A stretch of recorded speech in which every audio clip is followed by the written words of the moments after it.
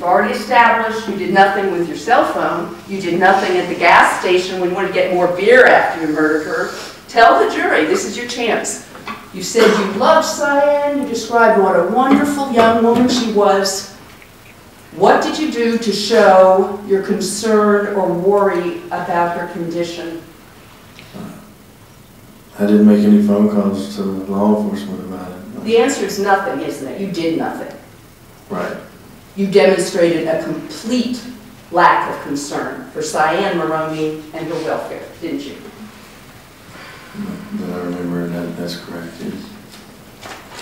Then you testified that you threw the beer away and the knife away because you were afraid of getting a drunk driving arrest.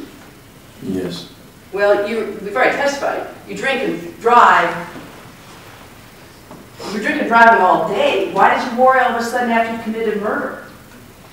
Because I was told that a lot of people were looking for me, and I wanted to essentially throw the bottles out of the window. You wanted to throw the evidence away, the bottles and the knife, correct?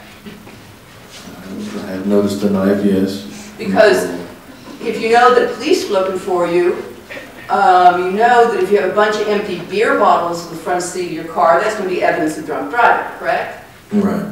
And if you've just murdered someone and you have the bloody murder weapon in your front seat, that's going to be evidence of murder, right? Yeah. And then you said, quote, I really don't know exactly what's happening, didn't you? Yes. And that was a lie. You knew exactly what was happening. You were being questioned about Cyan's murder, weren't you? I didn't know at the time, I didn't know if anybody else was involved.